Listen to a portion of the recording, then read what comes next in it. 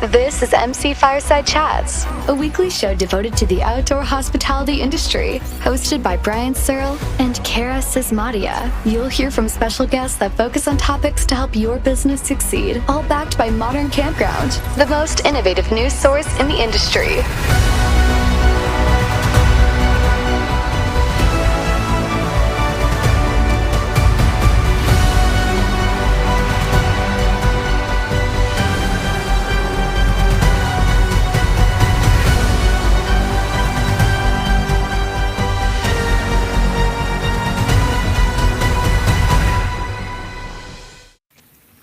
Good morning, everybody. Welcome to another episode of MC Fireside Chats. My name is Brian Searl with Insider Perks, here as always with Cara Csizmadia from the Canadian Camping and RV Council and Mr. Darryle Busa, the Editor-in-Chief of Modern Campground. Super excited to have a show for you today talking about the upcoming fall conferences. So we've got a couple guests here that we're going to introduce in a moment.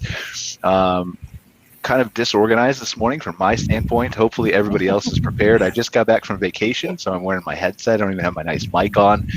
I've got a sweatshirt on because it's not cold in Canada. I'm just talking about fall conferences, so I was trying to theme myself and wear a costume. Okay. So that's the story I'm going with. I'm sticking to it. But glad to have you all here watching the show. If you're watching us on any of the Facebook pages, please drop a comment if you have a question for Joss, Lori, Joe, or anything else related to fall conferences, and we'll get that on the show. Talk about it with you. And as a reminder, we're available as a podcast on MC Fireside Chats later on if you would like to watch the show too. So we're going to go around the room and just introduce ourselves. I think everybody knows most of our guests here, but Mr. Joss Penny, do you want to start? Yeah, I'm Joss Penny, Executive Director of the BC Lodging and Campgrounds Association here in beautiful British Columbia. Hi, I'm Lori Severson, and I'm with Severson and Associates.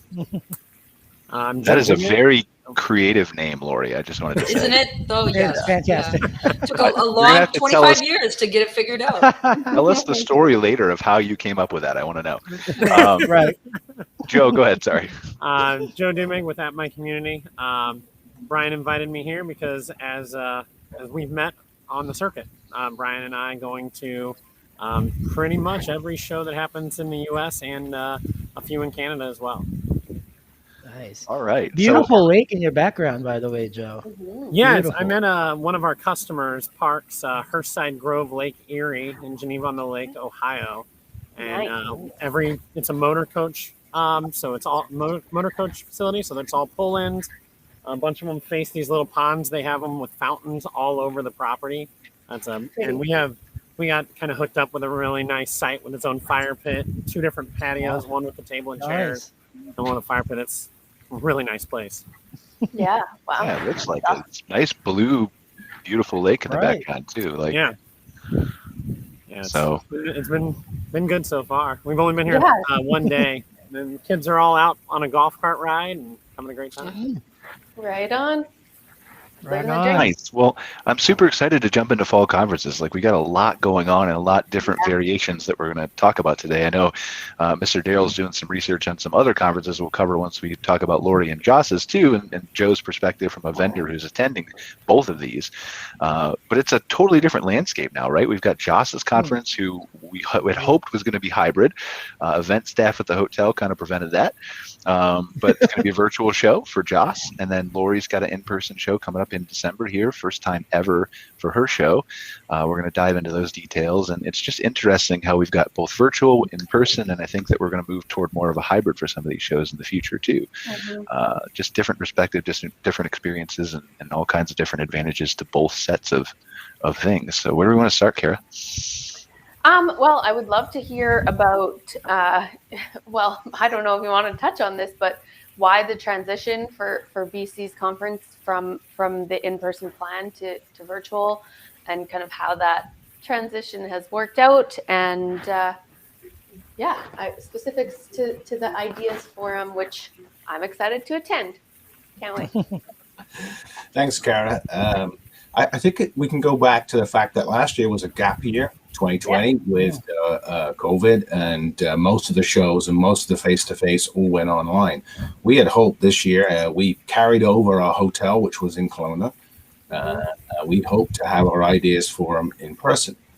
in 2021, in October 19th to the 21st. But as you probably found out, this little Delta variant has decided that it's going to be very virulent, and it has affected those people largely who are unvaccinated, and led to the situation whereby we weren't open in time to be able to have the conference in Kelowna.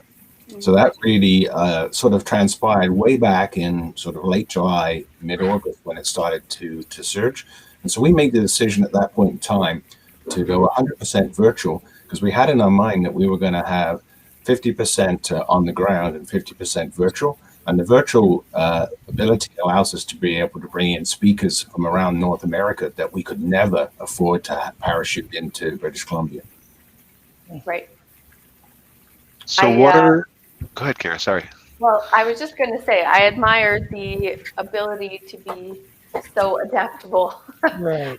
I know that it's such a big undertaking, the virtual portion. So to start that kind of later in the game is probably a lot on your plate. So good on you for making the shift.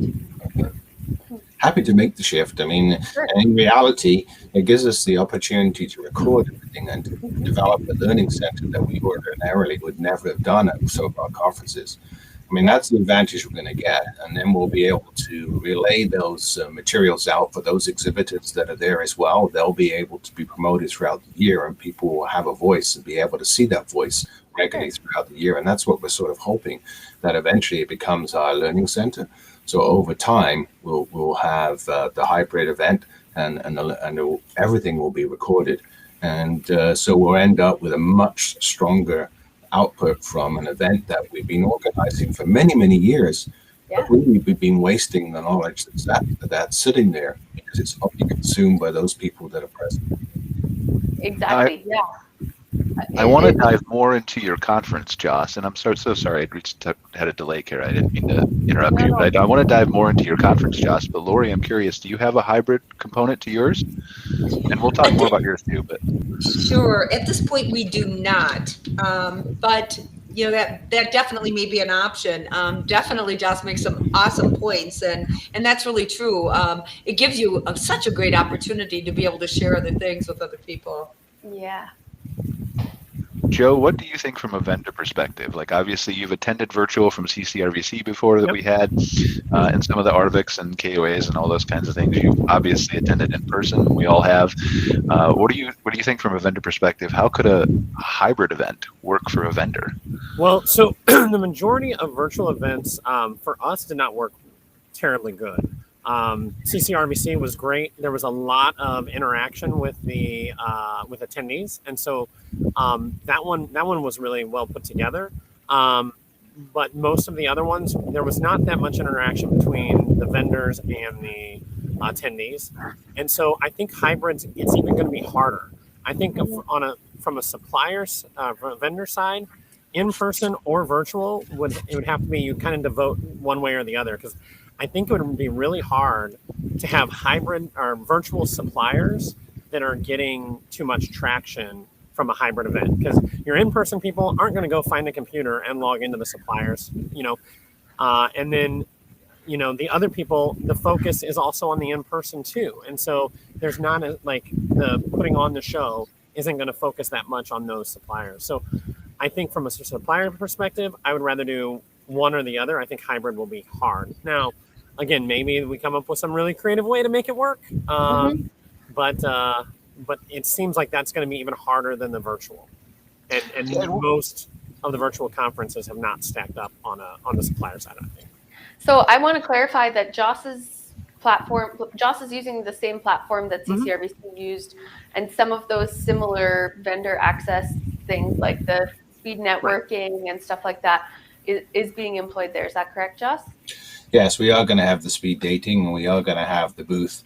The difference that we're going to do is, as I said, we're going to take the messaging that you've got, and we're going to rebroadcast that messaging through our supplier updates and rebroadcast it throughout the year. I think that's the advantage there. I hear what you're saying, Joe, and it's really good advice, because we haven't got a hybrid yet. We've got 100% virtual. Right.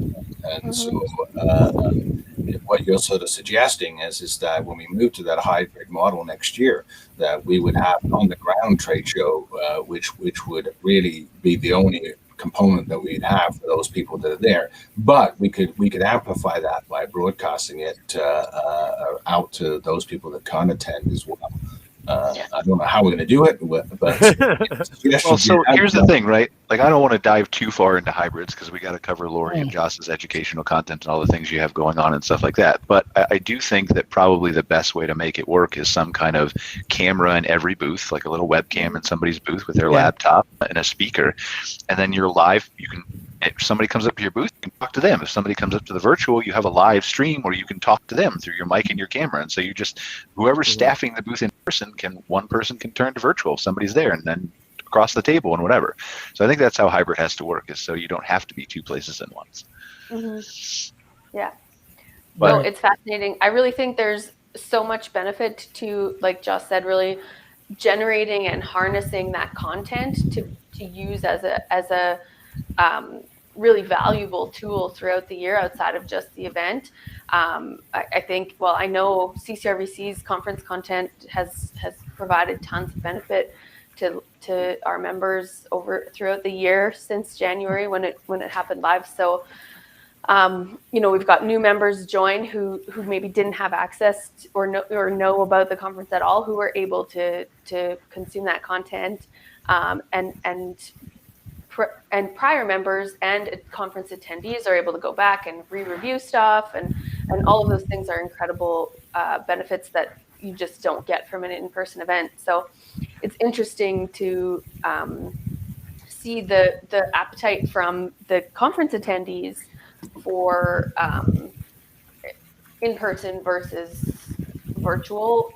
We did some survey work after our event and had a really split, like I think it was 51% to 49% who were supportive of in-person versus virtual. So I think that type of data is really valuable to assess and acknowledge that a hybrid event is probably your best bet for kind of appeasing all the biggest section of that group, right?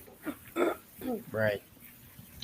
So, Joss, tell us about some of the educational contents we can expect from your conference. Well, we've actually made it a little bit longer than we normally would. We start on the 19th, and we've been very lucky in securing Toby O'Rourke, President CEO of Campgrounds Canada, KOA, Campgrounds of America, to open we can just change your name. I'll send her an email and let her know we can swap that out for her. Know.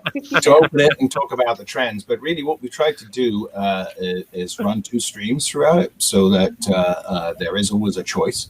So we've gone out to some different people that we ordinarily wouldn't have had. We've invited government people, Parks Canada and BC Parks. We're going to talk a little bit about what they're doing in camping, both from the point of view of pricing and developing parks, accessibility, that area. But we've also gone to the other end of the spectrum and looked at glamping and alternative profit centers, in particular static RVs, yurts, and we have Heather, never get her surname right, so one of you might have to help me. I'm not going to butcher it. Blankenship.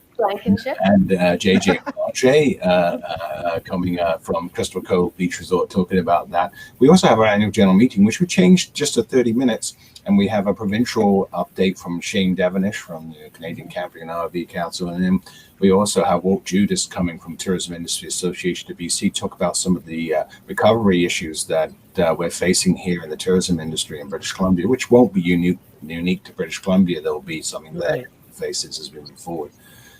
And we've got networking lounges and we've got Cracker Barrels as well. Talking about some of the issues that my members are asking me about, because British Columbia is so large, is, Wi-Fi. How do we make it a utility? That's an issue that really is big on many people's mind, and I'm sure it'll falls in with Joe. I mean, with connectivity being a really important part of having to have an app, and that you need to be connected to be able to access those apps. We do have a presentation on apps so they're convenient and affordable. And I didn't invite Joe. Sorry, Joe. Invited a local so he is a member, John Barber, to talk about it. But and then we got exciting. We're This year we launched in British Columbia the Campus Code. We launched it in June. It's 9 messages to try and change people's behavior. We've noticed in British Columbia this year, there's been a real disrespect amongst people. Bad behaviors are really prevalent in campgrounds, walking through sites, drinking late, talking to people, being pushy. It's really changed the attitude of people. They thought it was post COVID after wave 3 and got euphoric, and now that euphoria has come into a pushback against having to be locked down a little bit more. So hoping to have a good session on which reservation software is best for people, because a lot of people have made that switch from being paper or their own system to an online system because they've had to go touchless because of COVID. So and now they're shopping for different systems. They bought a system, they don't like their current system, and they want to change their system. And which one do they change it to? Do they make the same mistake? I align it to when we had the franchise system, whereby with hotels, when they would just jump from one franchise to the next franchise. And we're going to have things like setting your rates, a panel of full-time RVers, and then we're going to be into the social media as well. We're going to have, Brian doing his Google, Facebook research insights. And I think this is really important and key for people to be able to understand that social media does have benefits for them, as well as the other side of it. Social media has a pushback. And we're going to be handling that in our cancellation policies. We've seen a lot of people this year that are really upset with having to cancel and not having to pay a cancellation policy.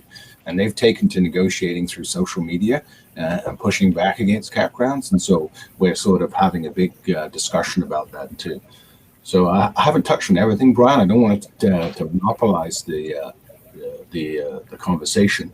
But we do wrap up with a keynote presentation from the new CEO, Richard Porges, of Destination British Columbia, who's going to talk a bit about what Destination BC, which is the marketing agency for British Columbia, how they are going to push forward with the recovery as we welcome Europeans back and as we welcome Americans back in larger numbers. And also as Canadians themselves start to explore outside of their border, it's going to change the mix of campus and RVs that we've got.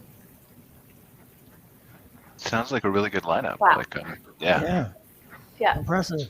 So exciting. Can't wait.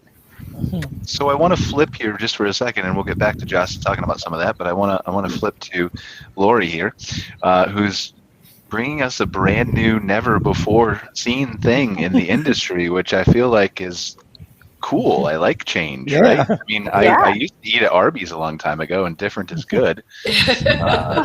So.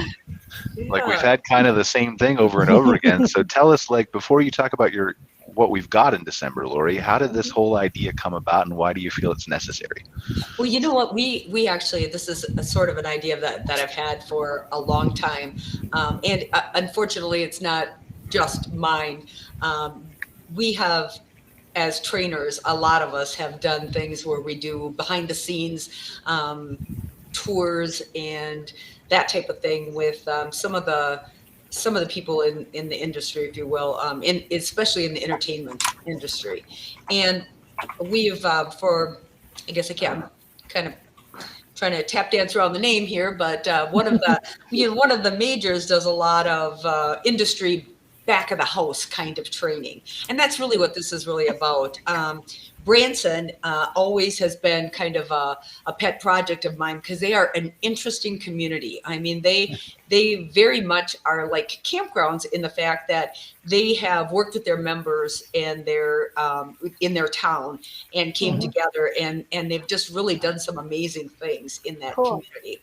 The families are all very unique. So each one of them kind of start their business, and some of them have been in business 100 years, so it's pretty fabulous. They started out in campgrounds, and it's fun to see how they fill the seats, how they bring people into the town, how they kind of get people to come together. And to me, I always feel like if you don't expand and learn from other industries, at some point you really kind of go through everything that has sort of been done for a while, right? So this is totally different. It'll be going and talking to people who have literally been in business for 100 years with their family members and have started out performing in campgrounds, and will tell you how they've sort of progressed, what they do for ancillary income, how each family member, participates in some of those kinds of things. So it should be fun, exciting, and totally different. Yeah, Branson is fascinating to me. Like, I've been there a couple times. My sister actually does now. So she moved and then moved back. She lives in Springfield, Missouri. So about an hour up the road from Branson. And but we used to do, back when Ralph Newell owned the Branson KOA, we used to do some marketing for him. And we just loved, like, we went around and did some videos of him of the local theaters and dinners and attractions where he stood there and interviewed the people and talked to them about their stories. And you're right. Like, it's fascinating how some of these people have come up and just built these unique small businesses that are in Branson and you can't find anywhere else. And it's so cool how they all work together. That's the thing that is so amazing to me. I mean, when we came and talked to them, they would say they were actually like all competitors in the room for where we were going to go or what we were going to do. And yet they all spoke so highly of each other and just said, it's really just about the experience and what you're looking for and that kind of thing. And that to me was super cool too, that they would, do that they all kind of helped each other, if you will. And I think that's, half the battle, right? Well, yeah, and that's interesting. Right? We've talked about this on the show before about partnerships, and I think the outdoor hospitality, all of you will probably agree is unique in that a lot of the campgrounds who are nearby each other work together and have a great relationship, and so I think that's super valuable and super, like, it ties in very well with the theme of the outdoor hospitality industry, talking to a similar industry who does that and does it well.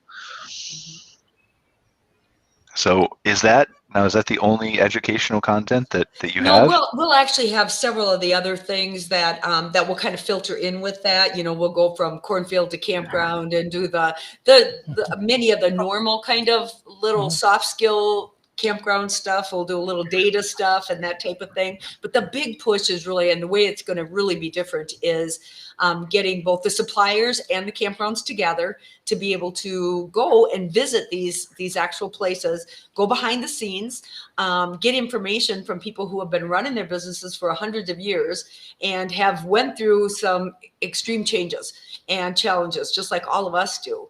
So I think being able to ask the questions and the answers, and then being able to come back and say, all right, guys, how do we actually take some of this information and transform it into our business? Because some folks have trouble with the transformation, and others it's really simple and easy for, So I think it'll be fun to just chat about it all together.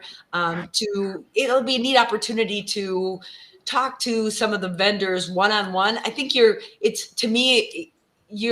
willing to buy from somebody that right? And so the more you can get to know them personally and professionally, I think the better off you are.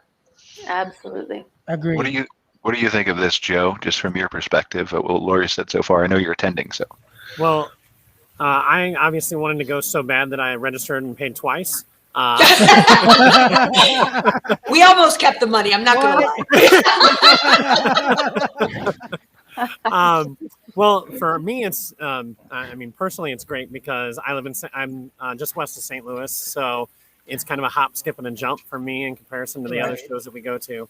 But yeah, it's exciting to try to get so many of the states into one area for a lot of different reasons. Some of the shows, some of the state shows, especially in the Midwest, are a little smaller, or they don't even have them. They don't have shows or expos. And so it's really going to allow them, some of those states to get to something, see something new, as Lori said, and not have to travel so far. All of the, the national shows are typically on one side or the other, most on the East Coast. And so, it'll allow them to get there without having to fly or anything like that. I'm happy that Lori kind of explained why it was going to be in Branson, because at first I was confused. It's a great town to have things in. There's tons of hotels. There's tons of things, except flights. It's hard to fly there. But then explaining that it's to meet with the performers. So I don't think anyone ever gave just a rundown of what Branson is for the people that don't know. Branson is a little town in Missouri that has a bunch of performing musicians and shows that just over time has built up to become this kind of huge area. I think some people call it Vegas in the Midwest, even though Right.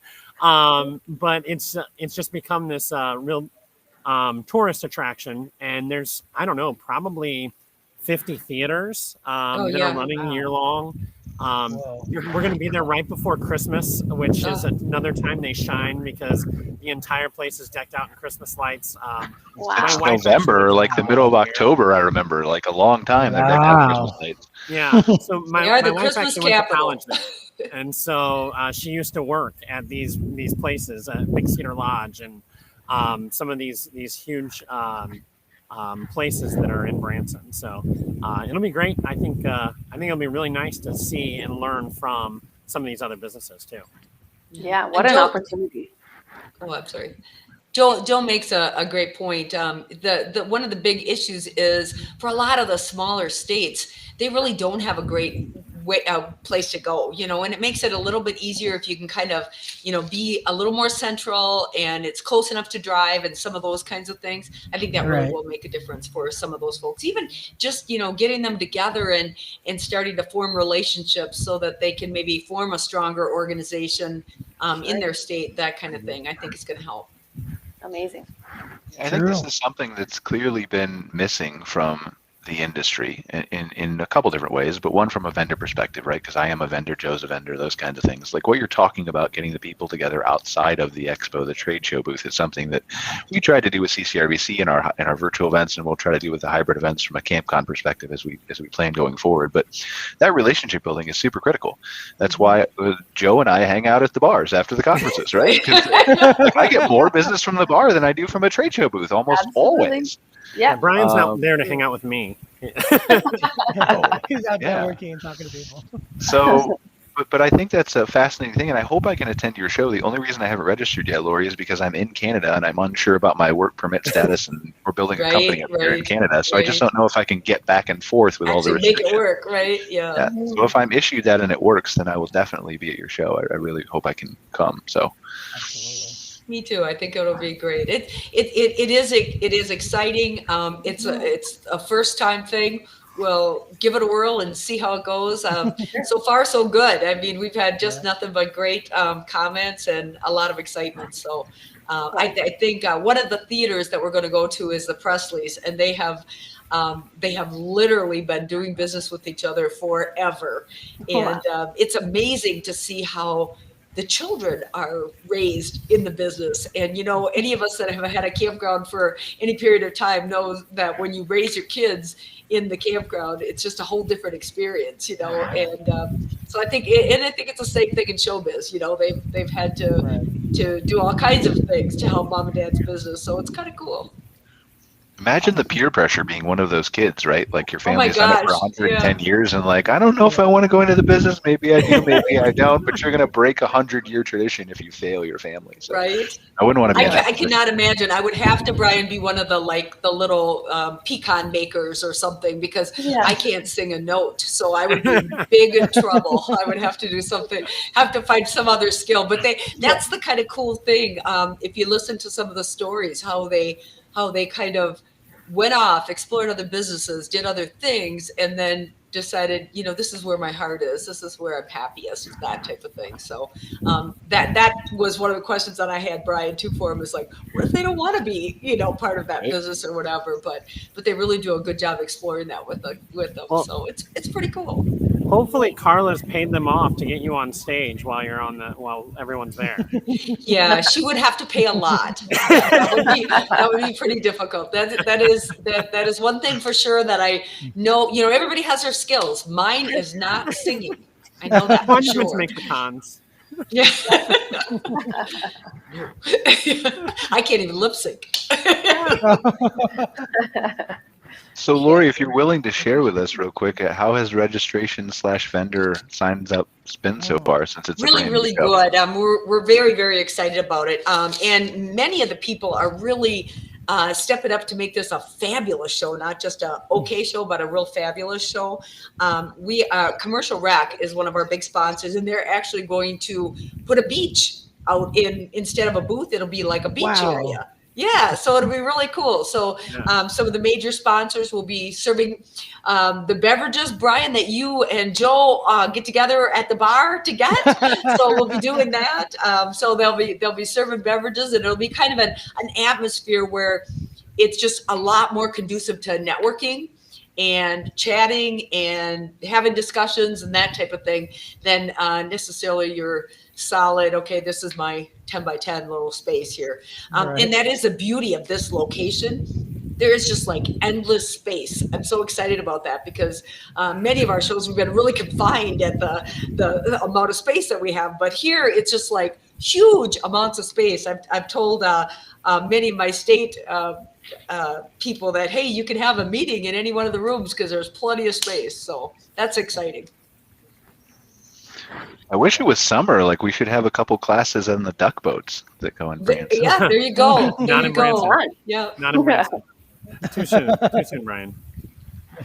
Yeah, well, I know the story, but it's not. Anyway, Joe, don't get negative here, Joe. Only good things happen in Branson.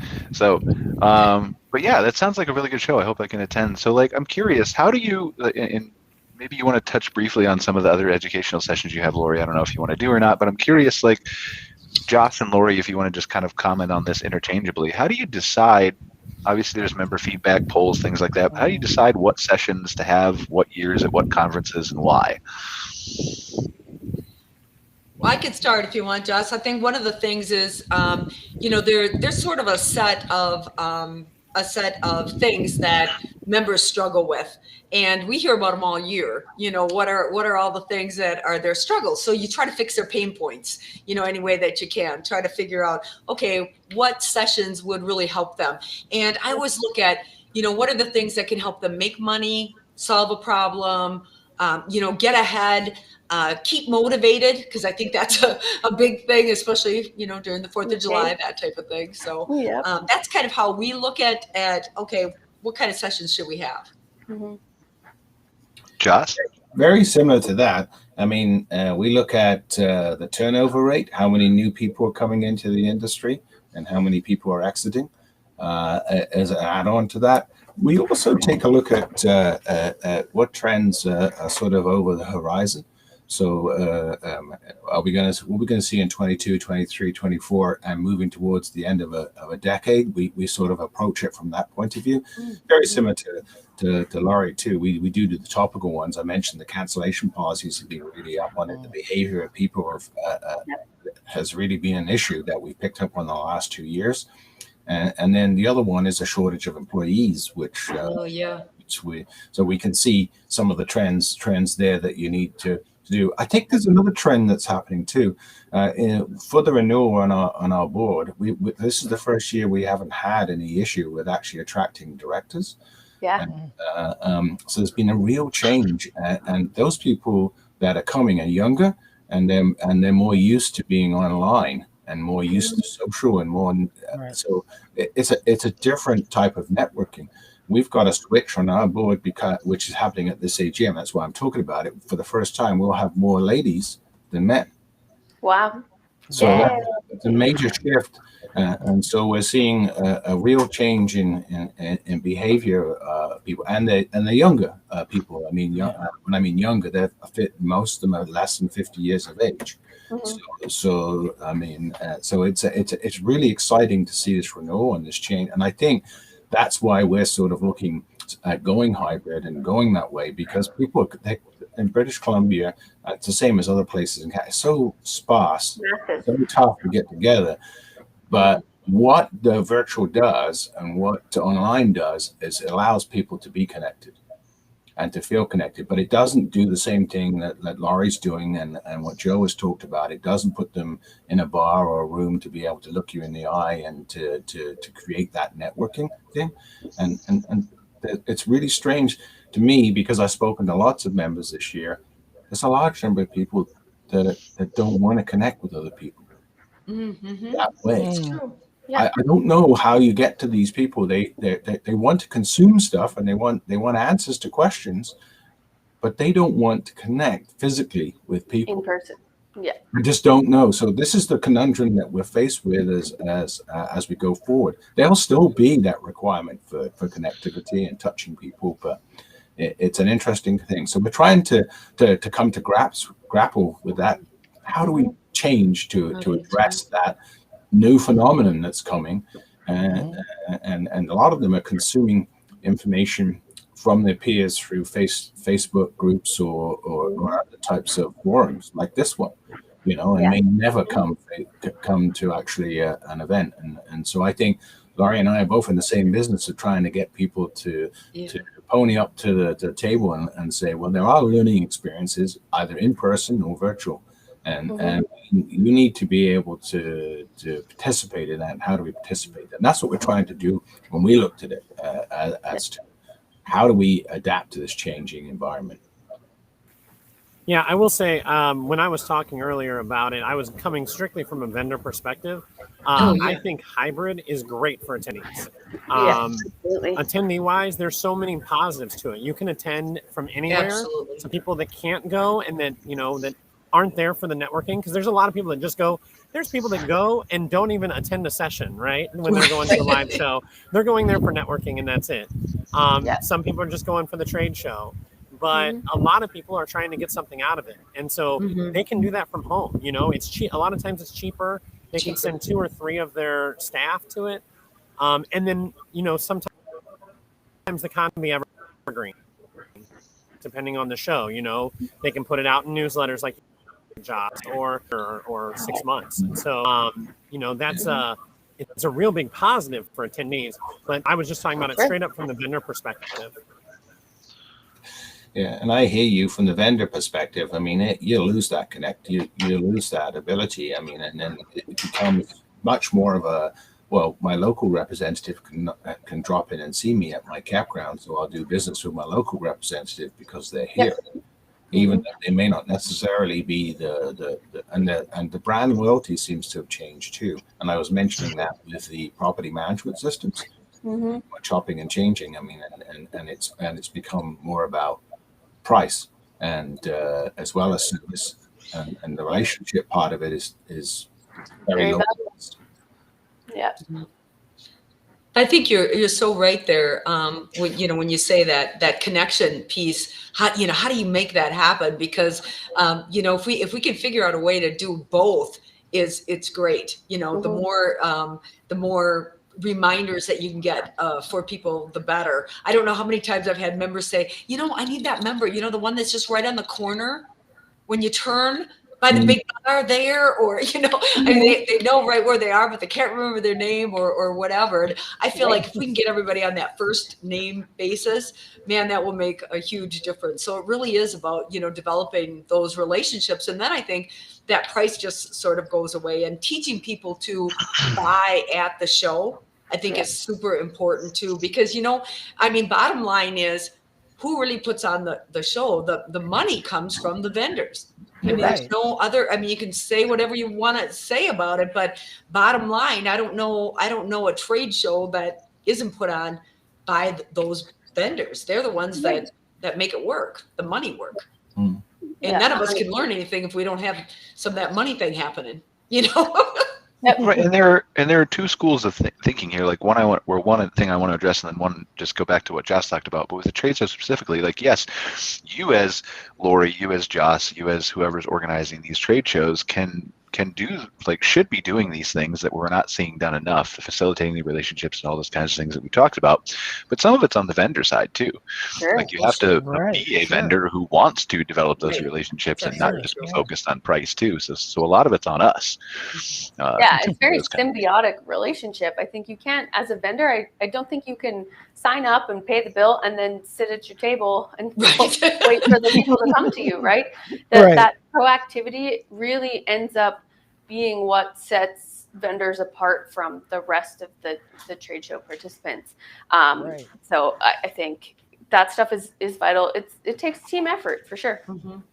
Yeah. And Cara, before I forget, like going back to what Josh said about more women being on his board than not, I feel like this is a show that we need to plan for the future, talking about women Yeah. and the Great idea. campground Yeah. industry as a whole.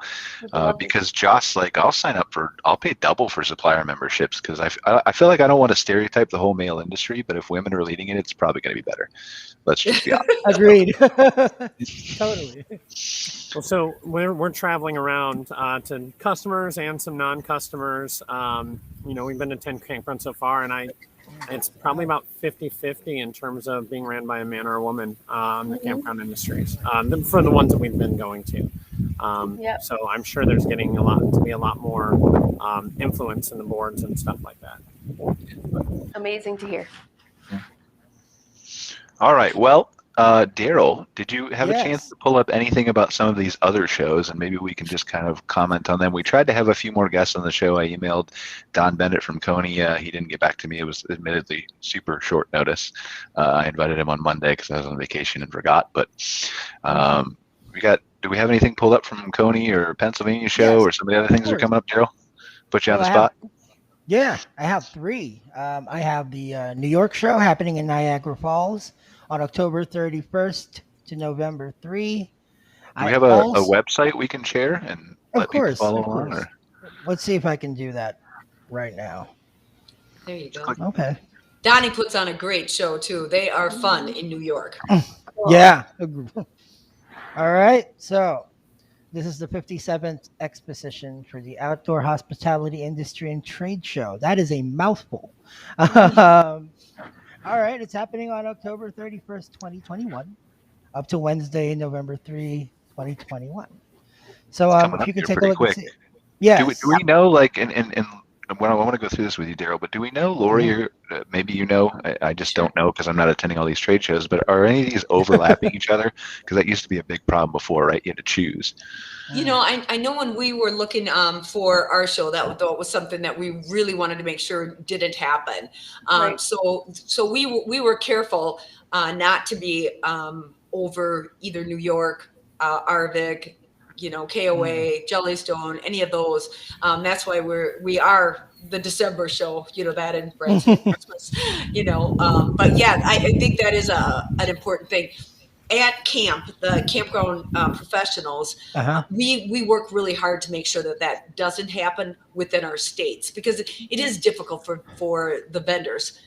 So we want to try to make sure that we're not overlapping. You bet. I believe, Brian, one of the main overlaps, I believe this year they modified it so that they were not going to overlap this year. Oh, cool. So I think good. Yeah, I mean, I remember, like, I think 2019 was the first year that nothing overlapped, and then I think some things I think it was just a coincidence, but yeah, it's really nice. Okay, so sorry, Darryle. Let's go through this. I'm going to blow it up here in the screen so we can see a little bit better. Yes, please. All right. So, well, this is the itinerary that they have on Sunday. Registration, and then certified pool operator training. I saw somewhere that you need to bring a swimsuit and a towel, so that should be fun. I wonder, is this like training on how a campground owner how to run their pool, or? I would assume so. Yeah. I don't know. Yeah. Yeah, certain jurisdictions here in Canada have different expectations, but I know here in Alberta, if you have a pool, you have to have a certification as an operator, as a manager. You need to have at least, I think there's even a restriction for how many on site you need to have, or how many on your staff you need to have, kind of obviously whenever the pool's in operation and things like that. So those courses are not cheap, and 40 to 60 hours, I think, and stuff up here. So if you're able to access that kind of certification through your association, that's awesome. Yeah, some of this looks really cool. Like I'm scrolling down. Let's scroll down just a little bit there. You see they have pool water rescue training. Mm-hmm. Yeah, that's pretty cool. Like I've never seen that stuff at a conference before. Maybe I just haven't paid attention. I feel like I've been going forever, but it's a unique CPR first aid training. You're probably one of those guys that goes and never attends a single session. That's not true. I attend most of all the sessions I can when they let I me. was kidding. Wow. So defensive. No, I can't take a joke well. You guys know me, so. Apparently, yeah. Apparently. I mean, it's hard to miss though. I mean, it's poolside, so unless you didn't really like go. Hopefully So, it's yeah. an indoor pool, and I Right. feel like it's going to be a little chilly in New York in October. But Oh yeah, absolutely. This is November we're talking about here. Come on. November well, 1st. yeah, November 1st. Yeah. So, all right, what else we got here? We got budgeting for campgrounds, Coney Legal Hotline. That's super cool. Like, Cara, did you ever launch one of those for CCRVC? I thought you were trying to do something like that. We have something in the works I can't really talk about yet. Just But, reveal it on the show. Nobody's watching, I promise. We'll keep it between Well, ourselves. I will Why? reveal it on the show once it's confirmed and in place. But yes, we do have something we're trying to work on specific to that. So you'd be, as our members would be able to access, legal advice via phone from some specific legal reps and stuff, for really great pricing. So that's incredibly Nice. valuable. We'll get there. Lori, do you do anything like that at Waco, or? We do at Waco, absolutely. We do have the pool school course, and then we do have a legal hotline that is very, very much used, especially this Yeah. year. I bet. Yep, it's great. I think the members really appreciate it. We've had it for about almost 10 years now, and Wow. so the attorney that we work with is really very, very familiar with Wisconsin law. So that's amazing, and it's specific to campgrounds. So that's always nice when you have somebody sort of trained in, if you will, because otherwise they can spend a lot of time looking stuff up and figuring things out, and sometimes we figure out the hard way by having a case tried in court, but then we all learn from that. So it's really cool. Right. I'll be honest, that's the biggest hurdle for it kind of standing in our way, is finding the right partner who understands our industry specifically and can provide the best support to membership, for sure. It is really difficult to find that good person, that person that really wants to learn the industry, because it is very different, Absolutely. Yeah. Well, then you see, and there's two pieces to it, right? You see, like on this agenda here for Coney, and I'll just blow it up again real quick, and then we're going to move on to some other conferences. But Christine Taylor here is that industry person in the United States that's really, like, her parents owned a campground, and so kind of as a consequence, I think she kind of found her way here. But really good legal resource. But from what Lori's perspective too, like that local, knowing Wisconsin, knowing Texas, knowing California, knowing Alberta, knowing whatever, like is super valuable and important too. And so that's why it's so important to, like, yes, join your national association, but also join your provincial state associations too. What else we got, Darryle? We got Pennsylvania? Sure. Yeah, we do. There we go. Let's open their packet because they don't have anything on the side. So there's the packet. Ooh, let me see if I recognize any of these people in these photos. Do we recognize them? Sure. Just kidding. You can move on to the real important things. All right. That's not really the... Pennsylvania is celebrating a kind of cool thing. Their executive director is retiring after 38 years in the business. Holy moly. It was supposed to Wow. be like 35 and then 36 and then 37 and then, like, are we sure she's actually leaving, Lori? Yeah, I know she's actually gone at this point, but they're going to have a little celebration for her, which anybody that knows her, she just brings such a wealth of information with her, and she's such a great person, and so willing to share. That really is. I love. Pretty You're amazing. talking about Bev, right? So Yes, Bev. yeah. Yeah. Bev Gerber. So yeah, definitely a huge, well, loss for the industry, but celebration of all the things that she's given over those 38 years is, yeah. It is really cool. And the cool thing is that her and Jason, the current executive director of Pennsylvania, have worked together for so many years that they're not missing anything. And that's really the great part. That says you did a great job with your exit strategy. Yeah, Jason's a good guy to take over. I'm looking forward to what he can do for that associate, or is doing, but will Is continue. doing, yep. Darryle, can you hit that plus button next to the 100%? Just zoom in just a little bit for us to see. Up at the top there. There we go. Okay, there we go. Perfect. All right, so what do we got here? Let's see. Ooh, a get caught up party. That's the most important part of the agenda right there. We basically have to do 2 years worth of COVID drinking at Legends Club. Yeah, so. True. Do we have one of those at your place, Lori? Like a get caught up party? We certainly could add it into that. I'm sure that we could. There's still time and there's plenty of room. I feel like attendance would double with a get caught up party. The whole thing is a get caught up party. Pretty much. For Lori's event, it's a whole it's just a celebration party. Sounds like with singing and dancing. So So dinner and a show. Yeah. It's interesting. I'm seeing things like cybersecurity, 21st century travelers, that kind of stuff is I think important to be addressing right now as the market. We're seeing so much shift. Pesticide training. Well, if that's not a real necessity, that sounds super exciting. And that's one of those things in Pennsylvania that's a mandatory thing for them. Yeah. So it's wonderful that they offer that at their convention. Nice. Yeah. I'd like to see a meeting the needs of the 22nd century travelers. Can we just not rush it? Well, I'm just saying, it would be cool to speculate on what's going to happen. We could have that little Martian from Looney Tunes teach it. I feel like the whole problem with that is the speculation. The speculation aspect is the problem. Well, you got to be prepared. We're going to have camping on Mars. The first glamping place on Mars, you're going to be able to charge a premium for that. Oh, yeah, only the billionaires get to go. I know. That's what I'm saying. So you should be the first one with a license. So anyway, let's keep scrolling down here. What do we got? Okay. Let's see. Hey, farewell party for Beverly Gruber. There it is. Oh, wow. There it is. Yeah, there it is. Oh, I better be able to go to that. That's going to be disco ball, dancing, strobe lights. I can imagine that's pretty hip still, even at her age. So Beverly actually has a skill. She plays a wonderful, unique instrument. I can't even tell you what it is, but it's very, very cool. And it's kind of a one-man band kind of thing. It's really cool. Really? Will she play it for us at the farewell party? Oh, I bet she would.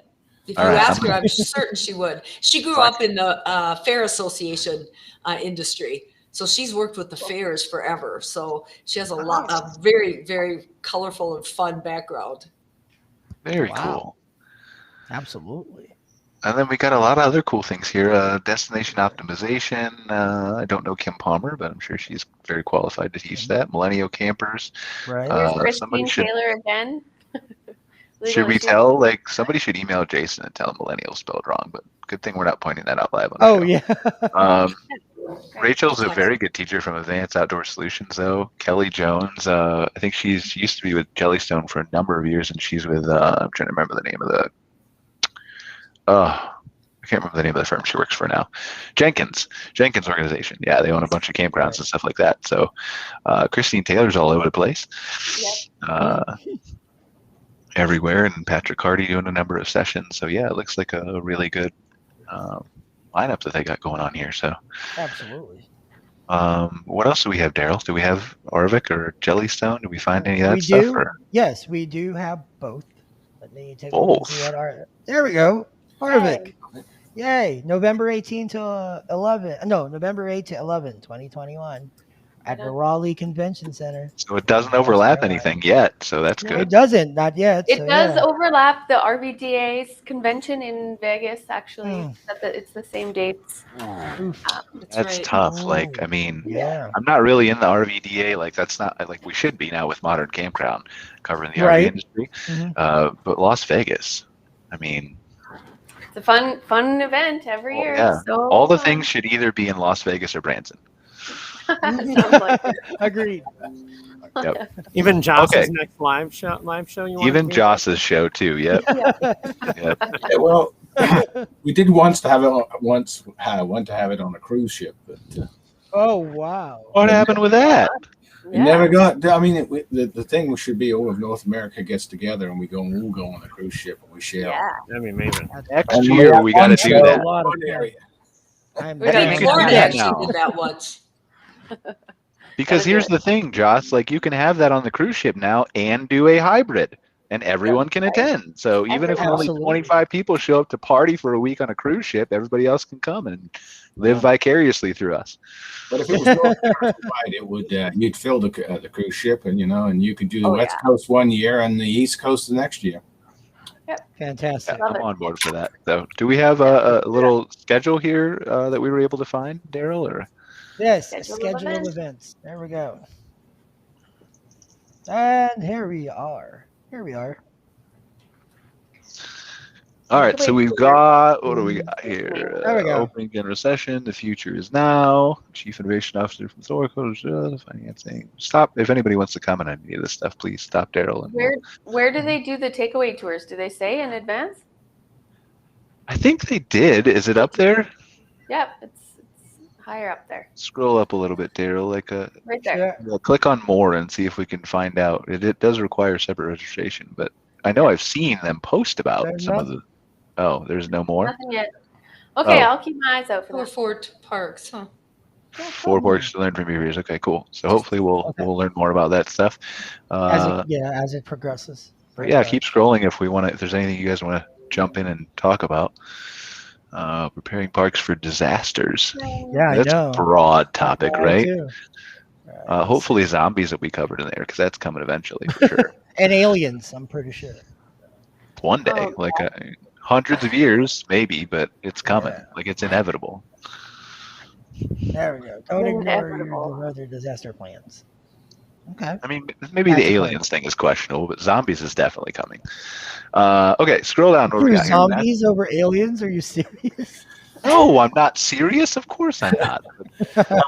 We got to have a little commentary on the show that makes it fun. But this is something new that ARVC's offering too, and I'm interested to see how this ends up working out. Like they've got these master classes that I think are in a separate location. Other than the regular sessions, and I don't know why they chose to do that, but it's interesting to see how these take off too. Why it's my fault. Understanding mindset in leadership. This is some big stuff here. I know of people who should take this course. Probably me. I should probably take that course. Yeah, you're on the list. Yeah. I better be at the top of the list. So. Yeah. I don't know. The top. Close. It's a massive agenda anyway that they've got here. I mean, they're touching on a few things that are really important. Like they have a session on insurance, which really is a buzz real shifting game. Yeah, right now. You bet.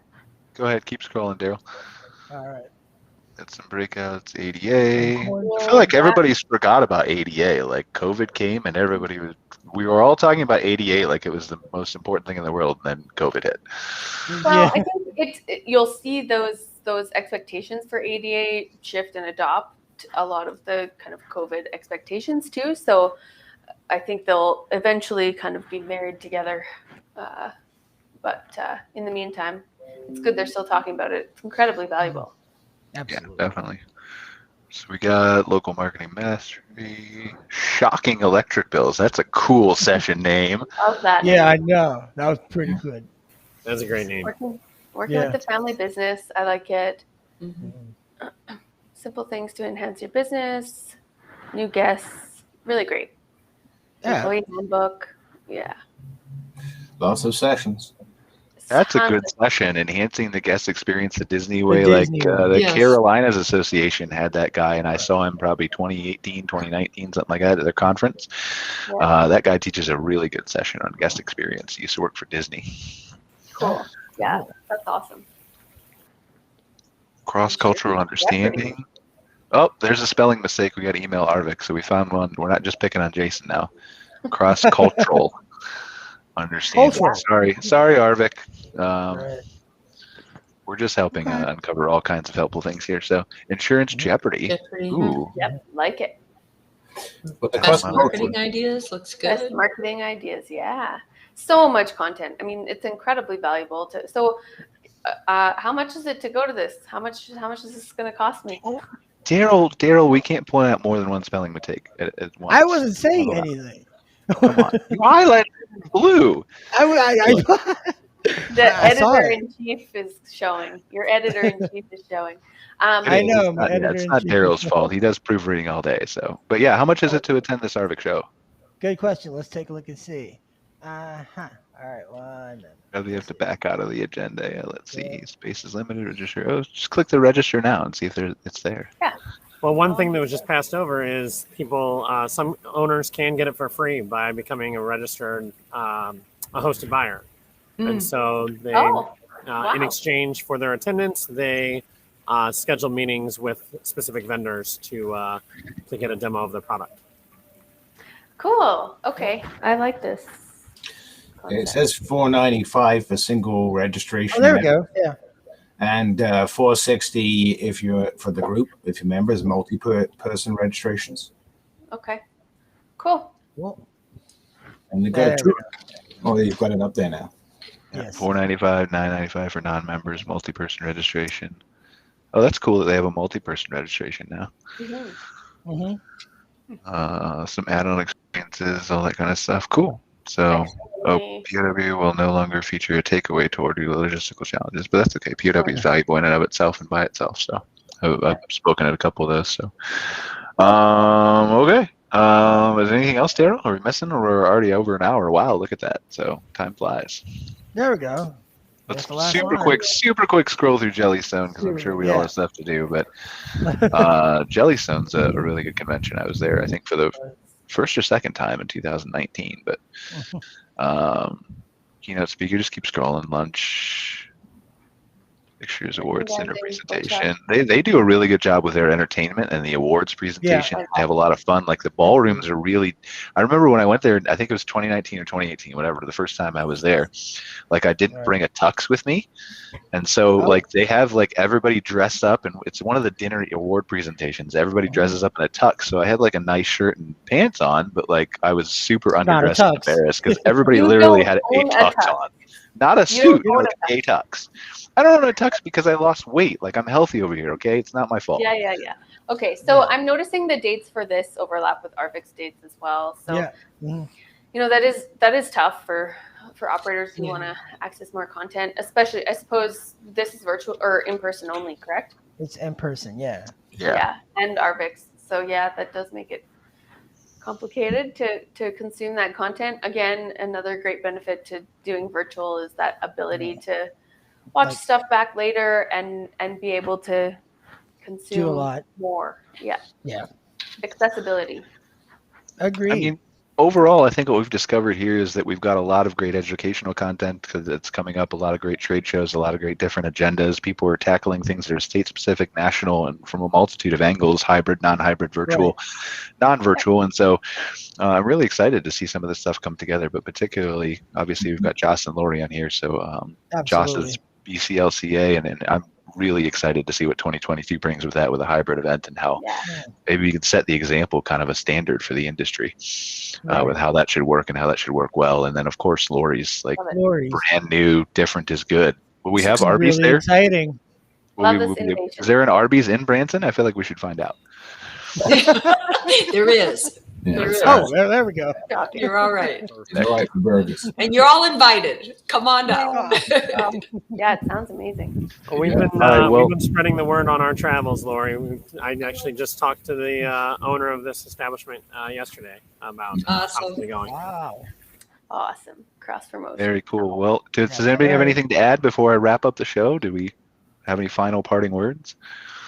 I just want to say good luck to you guys on these events. I think they bring so much value to memberships and campground owners and the industry as a whole. I really, think that you deserve a lot of commendation. It's a ton of work, I really appreciate all the effort and the innovation doing this new stuff to really address how things are shifting in the world.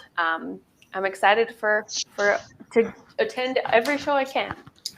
There you go. And you bring up a good point too that people often overlook, right? How much work is involved with these shows. Like it's not just I put up a page on a website and email some people and they're going to speak, right? And so, really, really appreciate all the things that all of the executive directors are doing, and the board members and the people who put together these conferences and the vendors who are attending, but just the amount of work that's involved, especially to pivot and create new things, which both Joss and Lori are doing. Yeah, really excited to see how this changes our industry. So thank you guys for watching another episode of MC Fireside Chats. I really appreciate you guys being here. Next week, Cara, on the spot, are you ready? What are we doing? Open discussion. Next week is news. Open discussion. Open discussion, yeah. A big group of great guests to join us to talk about all kinds of current events, industry stuff. We just wing it the first week of the month, talk about what's happening.